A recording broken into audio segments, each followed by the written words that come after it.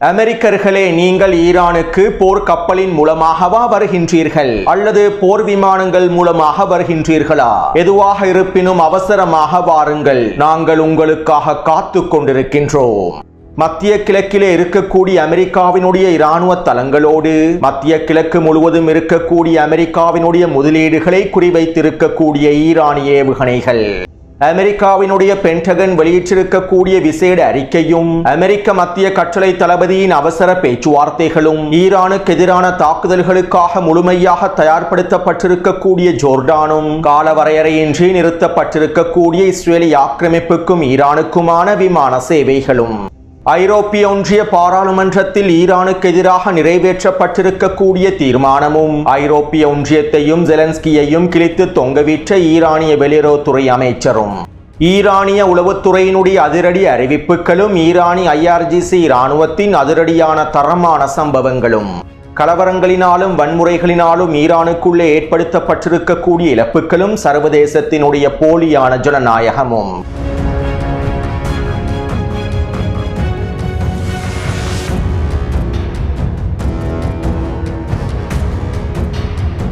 ஈரானிலே 2 வாரங்களாக நடைபெற்ற கலவரங்களின் போது கலவரக்காரர்களினாலும் பயங்கரவாதிகளினாலும் வன்முறையாளர்களினாலும் ஜியோனிச கைக்கூலிகளினாலும் ஈரானினுடைய பல பிரதேசங்களில் தாக்குதல்கள் மேற்கொள்ளப்பட்டிருந்தன. இந்த கலவரக்காரர்களினால் பயங்கரவாதிகளினால் மேற்கொள்ளப்பட்டிருக்கக்கூடிய தாக்குதல்களினால் ஈரானுக்கு மிகப்பெரிய பொருளாதார இழப்புகளும் ஏற்படுத்தப்பட்டுள்ளன. மேலும் இவை தொடர்பாக ஈரானினுடைய வெளியுறவுத்துறை அமைச்சர் அப்பாஸ் அரக்சி அவர்கள் எக்ஸ் தளத்தில் இவ்வாறு குறிப்பிட்டிருந்தார். ஈரானுக்குள்ளே கலவரக்காரர்கள் பயங்கரவாதிகள் மேற்கொண்ட தாக்குதல்களில் 305 ஆம்புலன்ஸ் வண்டிகள், 24 எரிபொருள் நிரப்பு நிலையங்கள், 700க்கும் அதிகமான வர்த்தக கட்டிடங்கள் மற்றும் களஞ்சிய சாலைகள், 300 வீடுகள், 750 வங்கிகள், 414 அரச கட்டிடங்கள், 749 காவல் நிலையங்கள், 120 பெசிச் படைப்பிரிவினுடைய காரியாலயங்கள், 200 பாடசாலைகள், 350 பள்ளிவாயல்கள், 15 நூலகங்கள், 2 ஆர்மேனிய தேவாலயங்கள், 253 பேருந்து தரிப்பிடங்கள், 600க்கும் அதிகமான ATM அமைப்புகள், 800க்கும் அதிகமான தனியார் வாகனங்கள் என்பன அளிக்கப்பட்டுள்ளன. மேலும் கலவரக்காரர்களினால் பயங்கரவாதிகளினால் மேற்கொள்ளப்பட்டிருக்கக்கூடிய தாக்குதல்களில் மொத்தமாக 3117 பேர் கொல்லப்பட்டுள்ளார்கள். இதில் 2427 பேரில் பொதுமக்களும் ஈரானிய காவல்துறையினரும் காணப்படுகின்றார்கள். எஞ்சிருக்கக்கூடிய கொல்லப்பட்டிருக்கக்கூடிய 696 பேரே கலவரக்காரர்களாகவும் பயங்கரவாதிகளாகவும் அடையாளப்படுத்தப்பட்டுள்ளார்கள். மேலும் இந்த கலவரங்களினாலும் பயங்கரவாத தாக்குதலினாலும் ஈரானுக்குள்ளே மிகப்பெரிய பொருளாதார இழப்புகள் ஏற்படுத்தப்பட்டிருப்பதாகவும் ஈரானிய வெளியுறவுத்துறை அமைச்சர் அப்பாஸ் அரக்சி அவர்கள் எக்ஸ் தளத்தில் குறிப்பிட்டுள்ளார். அத்தோடு சில ஈரானிய ஆய்வாளர்களின் தகவல்களுக்கு அமைவாக இந்த கலவரக்காரர்களினால் பயங்கரவாதிகளினால் ஈரானுக்குள்ளே ஏற்படுத்தப்பட்டிருக்கக்கூடிய இழப்புகள் $5 பில்லியன் தாண்டி இருப்பதாகவும் தெரிவிக்கப்படுகின்றது. தற்போதைய பொருளாதார நெருக்கடிகளுக்கு மத்தியில் $5 பில்லியன் அதிகமான இழப்புகளை ஈரான் இந்த கலவரங்களினால் சந்தித்துள்ளது. இந்த பயங்கரவாதிகளும் கலவரக்காரர்களும் ஒன்றிணைந்தே பொது சொத்துக்களையும் அரச கட்டிடங்களையும் அடித்து நொறுக்கியுள்ளார்கள். மேலும் இந்த பயங்கரவாதிகளினாலும் கலவரக்காரர்களினாலும் ஏற்படுத்தப்பட்டிருக்கக்கூடிய இழப்புகளும் தற்போது மீண்டும் ஈரானிய மக்கள் மீதே மிகப்பெரிய சுமையாகவும் மாறப்போகின்றது. அத்தோடு ஈரானுக்குள்ளே இந்த கலவரக்காரர்களும் பயங்கரவாதிகளும் மேற்கொண்டிருக்கக்கூடிய தாக்குதல்களை தான் சர்வதேசம் ஜனநாயக போராட்டம் என்று அழைக்கின்றது. ஜனநாயக ரீதியாக போராடுபவர்கள், அமைதி ஆர்ப்பாட்டங்களை மேற்கொள்ளக்கூடியவர்கள், அமைதியான முறையில் ஜனநாயக வழியில் போராடுபவர்கள் ஒருபொழுதும் வன்முறையை கையில் எடுக்க மாட்டார்கள். மேலும் ஈரானுக்குள்ளே நடைபெற்றிருப்பது ஜனநாயக அமைதி போராட்டங்கள் அல்ல, இவை அனைத்தும் கலவரங்களும் பயங்கரவாத தாக்குதல்களும் ஆகும். இதனாலேயே இந்த கலவரக்காரர்களுக்கு எதிராகவும் பயங்கரவாதிகளுக்கு எதிராக ஈரானிய இராணுவம் கடுமையான முறையில் நடந்து கொண்டது. ஈரானிய மக்களுக்கு எதிராக ஈரானிய இராணுவம் தாக்குதல்களை மேற்கொள்ளவில்லை. ஈரானிய அரசை சிதைப்பதற்காக முயற்சி செய்த கலவரக்காரர்களுக்கு எதிராகவும் பயங்கரவாதிகளுக்கு எதிராகவுமே ஈரானிய இராணுவம் தாக்குதல்களை மேற்கொண்டது. அதே நேரம் ஈரானிய பாதுகாப்பு படையினர் ஈரானுக்குள்ளே இருக்கக்கூடிய பொதுமக்களையே அதிகமாக கொன்று குவித்துள்ளார்கள் என்றும் கிட்டத்தட்ட 5000க்கும் அதிகமான பொதுமக்களை ஈரான் படுகொலை செய்து விட்டது என்றும் சர்வதேச ஊடகங்கள் தொடர்ச்சியான பிரச்சாரங்களையும் மேற்கொண்டு கொண்டு வருகின்றன. ஈரான் பொதுமக்களுக்கு எதிராக தாக்குதல்களை மேற்கொள்கின்றது, பொதுமக்களை கொன்று குவிக்கின்றது. நீங்களும் இதற்கான ஆதரவை வழங்குகின்றீர்களா என நேற்றைய காணொளியில் சிலர் கேள்விகளையும் எழுப்பியிருந்தார்கள். மேலும் ஈரான் பெண்களுக்கு எதிரான தாக்குதல்களை மேற்கொள்கின்றது என்றும் இந்த ஆர்ப்பாட்டங்களின் போது பெண்களையும் படுகொலை செய்துள்ளது என்றும் பலர் கருத்துக்களையும் வெளியிட்டிருந்தீர்கள். 2.5 வருட யுத்த காலத்தில் காசாவிலே 28,000க்கும் அதிகமான பலஸ்தீனிய மக்கள் படுகொலை செய்யப்பட்டுள்ளார்கள். 40,000க்கும் அதிகமான பலஸ்தீனிய பெண்கள் படுகொலை செய்யப்பட்டுள்ளார்கள். இவ்வாறு படுகொலை செய்யப்பட்டிருக்கக்கூடிய 40,000க்கும் அதிகமான பலஸ்தீனிய பெண்களில் 2,000 தொடக்கம் 4,000 வரையிலான பலஸ்தீனிய கர்ப்பிணி பெண்களும் உள்ளடங்குகின்றார்கள்.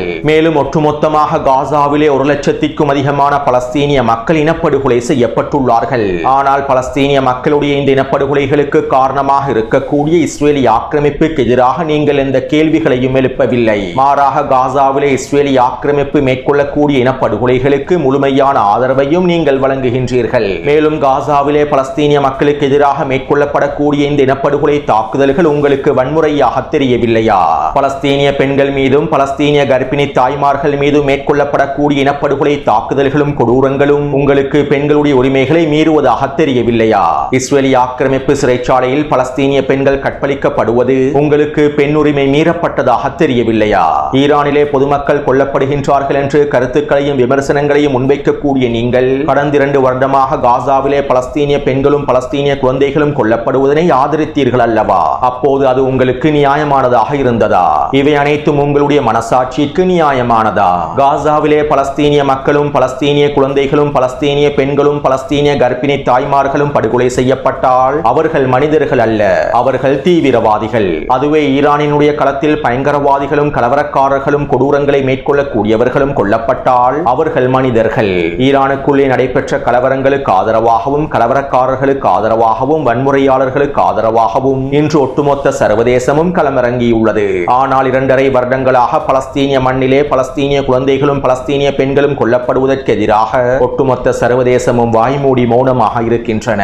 இதுதான் இவர்களுடைய ஜனநாயகம், மேற்குலகினுடைய ஜனநாயகம், மேற்குலகை ஆதரிக்கக்கூடிய அடிமைகளுடைய ஜனநாயகம். பல தசாப்தங்களுக்கு மேலாக மேற்குலக மக்களை அடிமைப்படுத்துவதற்காகவும் நாடுகளை கைப்பற்றி அதிலே இருக்கக்கூடிய வளங்களை கொள்ளையடிப்பதற்காகவும் ஏனைய பிரதேசங்களை தங்களுடைய கட்டுப்பாட்டுக்கு கீழால் வைத்திருப்பதற்காகவும் பயன்படுத்தக்கூடிய கருவியாகவே ஆயுதமாகவே இந்த ஜனநாயகம் என்கின்ற சொல் காணப்படுகின்றது. மேற்குலக தலைவர்களும் ஜியோனிச தலைவர்களும் இந்த உலகை கட்டுப்படுத்துவதற்காக பயன்படுத்தக்கூடிய ஆயுதமாகவே இந்த ஜனநாயகம் காணப்படுகின்றது. உண்மையிலேயே பல தசாப்தங்களுக்கு முன்பே உண்மையான ஜனநாயகம் செத்து மடிந்து விட்டது.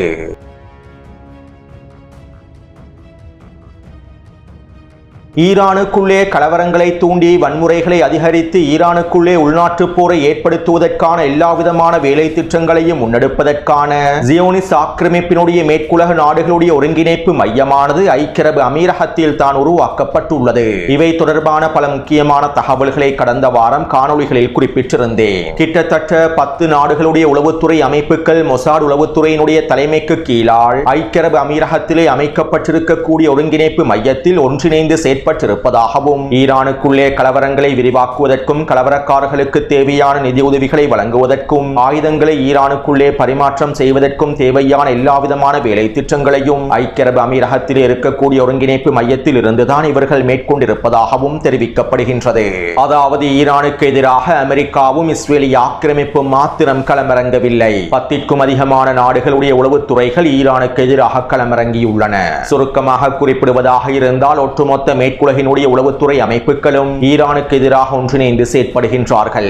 அத்தோடு ஐக்கிய அரபு அமீரகத்தில் இவர்கள் உருவாக்கி இருக்கக்கூடிய ஒருங்கிணைப்பு மையத்தினுடைய வேலை திட்டங்கள் தொடர்பாகவும் சதி திட்டங்கள் தொடர்பாகவும் ஈரானி IRGC உளவு பிரிவினர் பல தகவல்களையும் பெற்றுக் கொண்டுள்ளார்கள். மேலும் கடந்த 2 வாரங்களுக்குள் ஈரானுக்குள்ளே இந்த ஒருங்கிணைப்பு மையத்தின் மூலமாக மேற்கொள்வதற்கு திட்டமிடப்பட்டிருந்த பல வேலை திட்டங்களையும் சதி திட்டங்களையும் ஈரானி IRGC புலனாய்வு பிரிவினர் முறியடித்துள்ளார்கள். நாங்கள் இந்த ஒருங்கிணைப்பு மையத்தின் பல சதி திட்டங்களை வெற்றிகரமாக முறியடித்துள்ளோம் என நேற்றிரவு ஈரானி IRGC குதுஸ் படைப்பிரிவினுடைய உளவுத்துறையினர் தெரிவித்துள்ளார்கள்.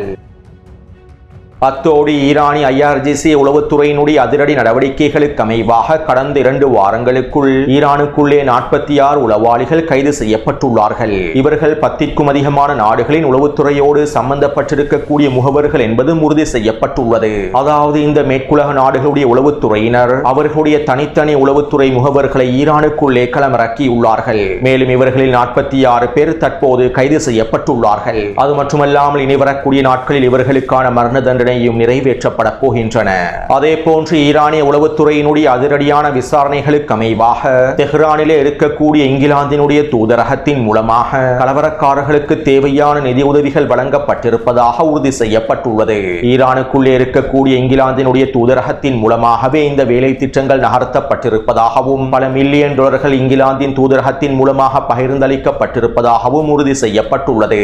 இதைத் தொடர்ந்து தெஹ்ரானிலே இருக்கக்கூடிய இங்கிலாந்தினுடைய தூதர் தப்பியோடி இருப்பதாகவும் இங்கிலாந்திற்கே தப்பியோடி இருப்பதாகவும் தகவல்கள் வெளியாகியுள்ளன. அதே போன்று ஈரானி IRGC குதுஸ் படைப்பிரிவினரும் பசிச் படைப்பிரிவினரும் ஒன்றிணைந்து ஈரானுக்குள்ளே தொடர்ச்சியான அதிரடியான நடவடிக்கைகளை மேற்கொண்டு வருகின்றார்கள். ஒவ்வொரு தெருவாகவும் ஒவ்வொரு வீடு வீடாகவும் சுத்தம் செய்து வருகின்றார்கள். கடந்த ஒரு வாரத்திற்குள் மாத்திரம் ஆயிரக்கணக்கான கைக்கூலிகளும் கலவரக்காரர்களும் அவர்களுடைய முக்கியமான தலைவர்களும் கைது செய்யப்பட்டிருப்பதாக தெரிவிக்கப்படுகின்றது. மேலும் தற்போது ஈரானினுடைய நீதித்துறையானது கலவரக்காரர்களின் தலைவர்களுக்கு மரண தண்டனையையும் நிறைவேற்றி வருகின்றது. கடந்த 48 மணித்தியாலங்களுக்குள் மாத்திரம் பல முக்கியமான கலவரக்காரர்களுடைய தலைவர்களுக்கு மரண தண்டனை நிறைவேற்றப்பட்டிருப்பதாக தெரிவிக்கப்படுகின்றன. அடுத்து நேற்றிரவு அமெரிக்க கருவூலத்துறையானது விசேட அறிக்கைகளை வெளியிட்டது. ஈரானுக்குள்ளே அமைதியான முறையில் ஆர்ப்பாட்டங்களை மேற்கொண்ட மக்கள் மீது ஈரானிய அரசாங்கம் கடுமையான தாக்குதல்களை மேற்கொண்டுள்ளது. ஈரானிய அரசாங்கம் மிருகத்தனமாக நடந்து கொண்டுள்ளது. மேலும் இதற்கு பதிலடியாக நாங்கள் ஈரானுக்கு எதிரான அடுத்த கட்ட பொருளாதார தடைகளையும் விதிக்கின்றோம். ஈரானினுடைய எண்ணெய் நிலக்கப்பல்களுக்கு சொந்தமான பல நிறுவனங்களுக்கு எதிராகவும் அந்த நிறுவனத்தினுடைய தலைவர்களுக்கு எதிராகவும் நாங்கள் உச்ச பொருளாதார தடைகளை விதிக்கின்றோம் என அமெரிக்காவினுடைய கருவூலத்துறையானது குறித்த அறிக்கையில் தெரிவித்துள்ளது.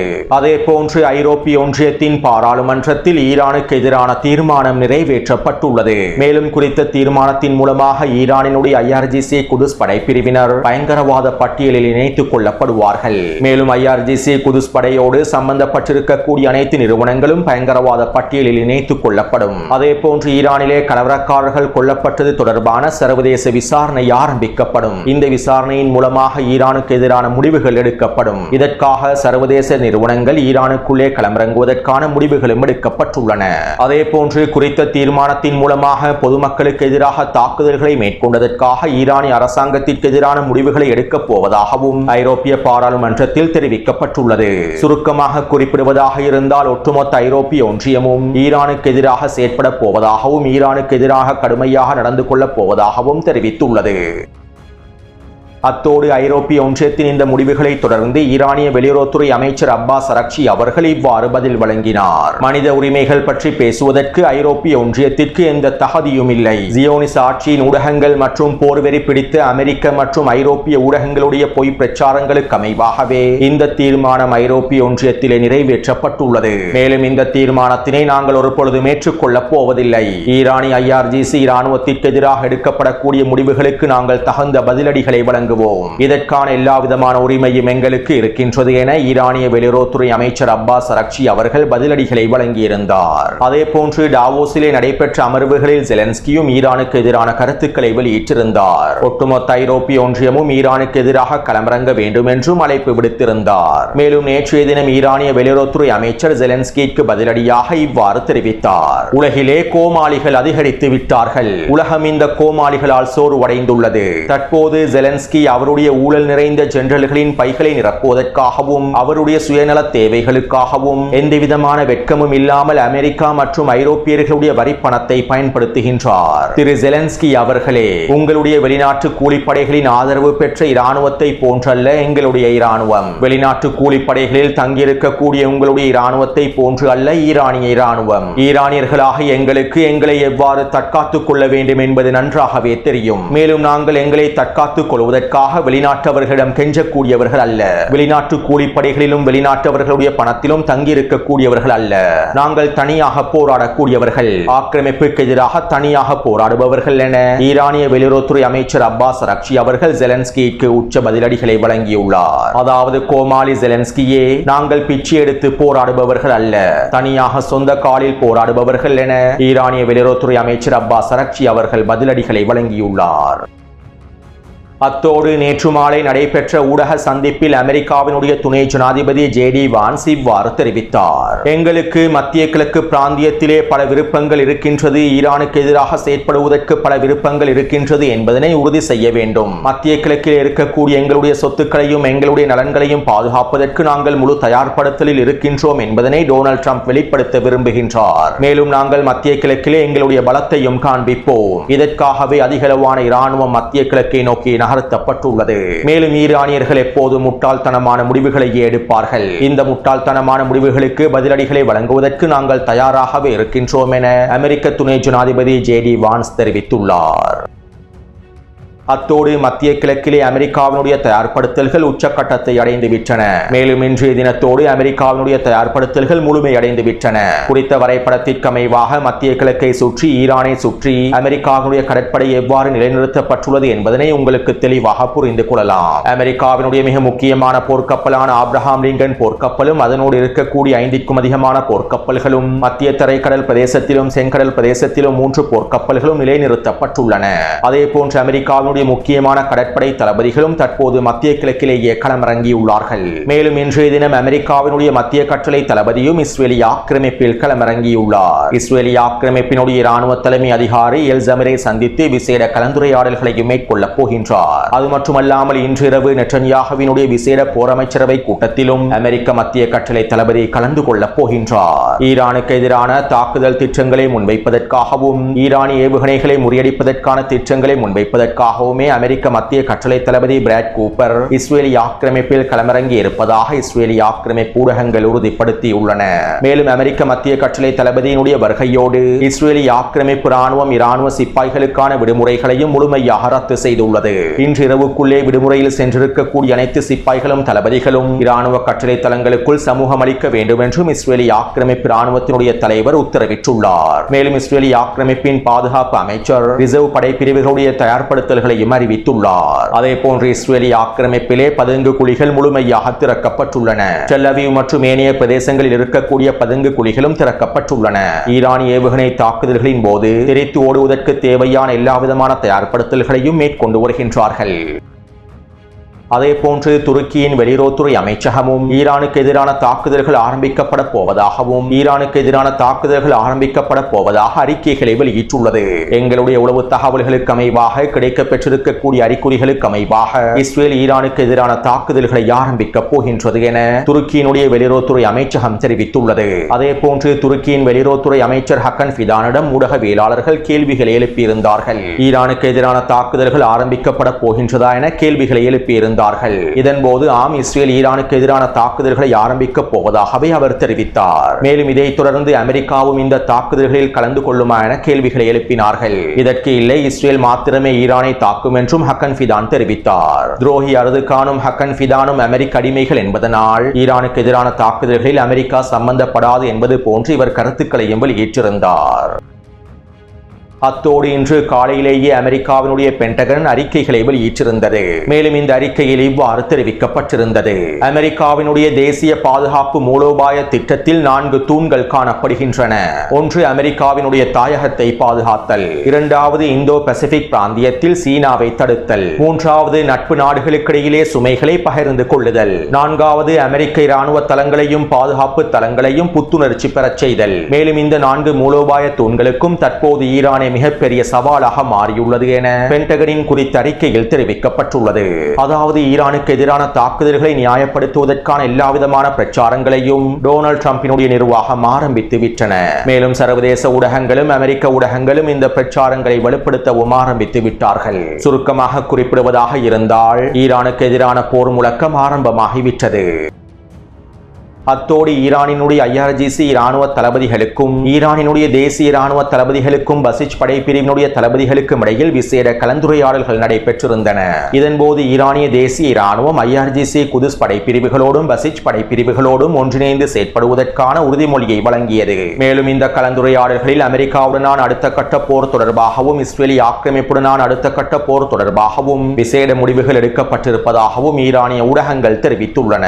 அதேபோன்று செல்வாக்குமிக்க ஈரானிய மதகுருவான ஜவாத் அலி அக்பரி அவர்கள் இவ்வாறு தெரிவித்துள்ளார். நாங்கள் அமெரிக்காவினுடைய தாக்குதலுக்கு பதிலடியாக மத்திய கிழக்கு பிராந்தியத்தில் இருக்கக்கூடிய அமெரிக்க இராணுவ தளங்களை மாத்திரம் குறிவைக்க கூடாது. மத்திய கிழக்கிலே இருக்கக்கூடிய அமெரிக்காவினுடைய ஒவ்வொரு முதலீடுகளையும் இலக்கு வைத்து நாங்கள் ஏவுகணை தாக்குதல்களை மேற்கொள்வோம். மத்திய கிழக்கிலே உள்ள அமெரிக்காவினுடைய ஒவ்வொரு ட்ரில்லியன் முதலீடுகளும் எங்களுடைய ஏவுகணைகளின் கண்காணிப்பிலேயே இருக்கின்றன. இந்த பிராந்தியத்திலே அமெரிக்காவினுடைய ஒட்டுமொத்த நலன்களையும் முடிவுக்கு கொண்டு வருவதன் மூலமாகவே இந்த பிராந்தியத்தில் அமைதியை ஏற்படுத்த முடியும் என முகமது ஜவாத் அலி அக்பரி அவர்கள் தெரிவித்துள்ளார். அதே போன்று IRGC விண்வெளி படையினுடைய தளபதி இவ்வாறு தெரிவித்தார். முட்டாள் டொனால்ட் ட்ரம்ப் அதிகமாக பேசுகின்றான். இவனுக்கு நாங்கள் போர்க்களத்திலேயே தகுந்த பதிலடிகளை வழங்குவோம். முட்டாள் டொனால்ட் ட்ரம்பினுடைய ஒவ்வொரு கருத்துக்களுக்குமான விளைவுகளை அவன் போர்க்களத்திலே சந்திப்பான் என ஈரானிய விண்வெளி படையினுடைய தளபதி தெரிவித்துள்ளார். இதைத் தொடர்ந்து இன்று மாலை ஈரானிய கடற்படை தளபதி இவ்வாறு குறிப்பிட்டார். அமெரிக்கர்கள் விமானம் தாங்கி போர்க்கப்பலில் வருவதாகவும் போர் விமானங்களில் ஈரானை நோக்கி வருவதாகவும் சிலர் கூறுகின்றார்கள். அமெரிக்கர்களை நீங்கள் போர்க்கப்பல்கள் மூலமாகவோ அல்லது போர் விமானங்கள் மூலமாகவோ ஈரானுக்கு வாருங்கள். எதுவாக இருந்தாலும் அவசரமாக வாருங்கள். நாங்கள் உங்களுக்காகத்தான் காத்துக் கொண்டிருக்கின்றோம் என ஈரானிய IRGC கடற்படை தளபதி தெரிவித்துள்ளார். எனவே அமெரிக்காவினுடைய இஸ்ரேலிய ஆக்கிரமிப்பினுடைய வருகைக்காகவே ஈரானிய முப்படைகளும் தயாராக இருக்கின்றார்கள். அமெரிக்காவுக்கும் இஸ்ரேலிய ஆக்கிரமிப்புக்கும் தகுந்த பதிலடிகளை வழங்குவதற்கு ஒட்டுமொத்த ஈரானிய படைகளும் ஈரானிய மக்களும் தயாராகவே இருக்கின்றார்கள். எனவே இந்த காணொளி தொடர்பான கருத்துக்களை பதிவிடுங்கள். தொடர்ந்தும் என்னுடன் இணைந்திருங்கள். நன்றி, வணக்கம்.